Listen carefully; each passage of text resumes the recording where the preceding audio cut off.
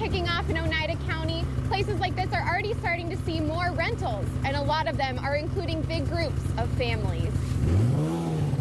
Now behind us, you can actually see there's a hazmat unit that's open right now, so people are still using the supplies from the hazmat. While it is contained, that does not mean that fire crews aren't still hard at work. It's a beautiful day for America's favorite pastime. I'm live at the Wisconsin Woodchuck season opener coming up.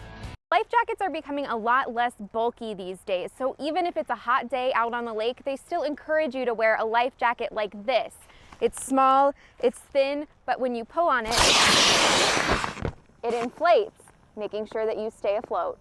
While he might be hard to miss, it's actually the good snow on the trails and the good ice on the lake that's really been bringing a lot of tourists up to Minocqua. I'm gonna go around here so that we can zoom in and really see what's going on.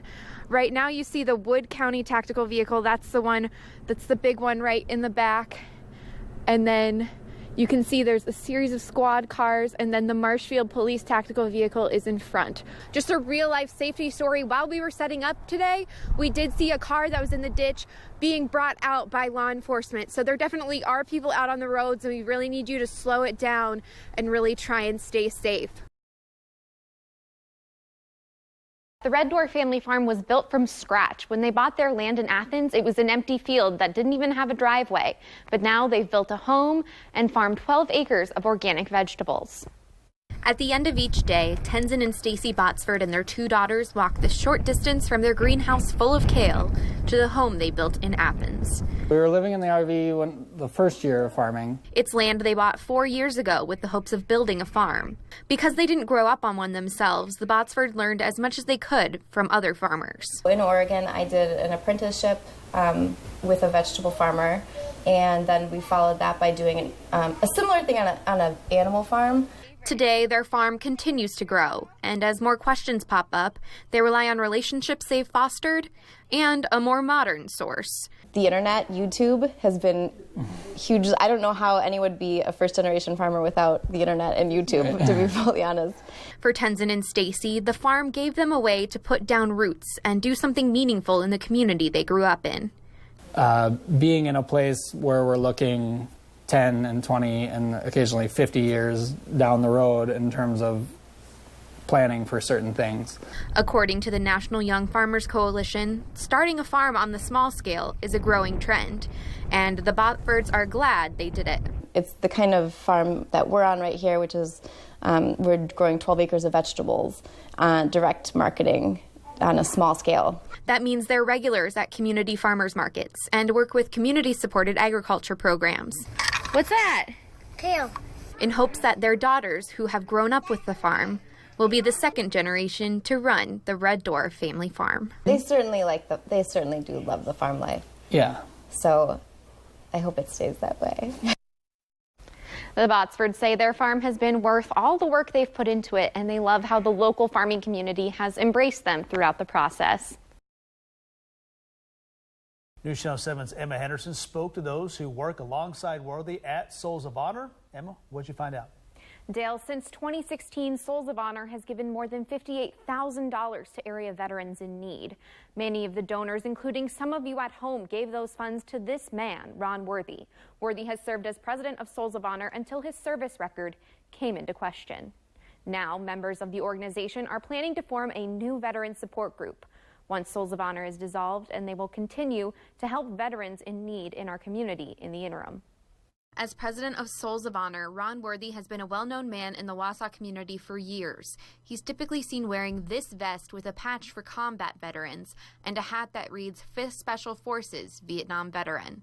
For years, Worthy told people stories about his service during the Vietnam War and how he earned a Purple Heart and a Silver Star Award. He even made a mention of his service during one of several interviews he did with News Channel 7.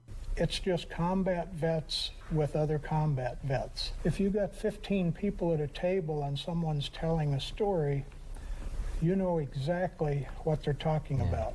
But Worthy is now being accused of never having served in Vietnam or earning those Purple Heart and Silver Star awards. A record custodian with the National Archives and Records Administration confirms that this is an accurate copy of Worthy's U.S. military service record today. That record shows that Worthy served in the Navy from July 1965 to December of 1966 at a number of naval stations across the country. It does not indicate that he ever served overseas. The record also lists the one award he received for his service, the National Defense Service Medal. But when other Souls of Honor members found out about the accusations, they were disturbed. As soon as we found out, he was taken out of the group. He has no affiliation with the group whatsoever anymore. Randy Pliska is now the acting president of Souls of Honor. He says while the organization has done a lot of good over the years, this is one of the worst things that a person can do to veterans. It's time to start off fresh. That's why they've decided to dissolve the Souls of Honor and regroup under a different name. And despite Worthy's actions, Pliska says the goal will still be the same, to help veterans in need. That's what we want to do.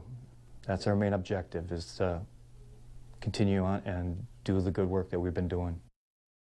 Another area veterans organization, the Man of Honor Society, has volunteered to help get the new organization started. In the meantime, we spoke to Worthy over the phone today. He said he was not available for an interview, but said that the people making these accusations are, quote, not good people, and that some of their accusations are true and some are not. We hope to get more clarification about his response tomorrow. This is the part you're going to squeeze, okay? Okay. John Truell is learning how to bake from his mom, Patricia, in a business she hopes he can one day own and operate by himself. Yeah, I want him to run this shop by himself. Yeah.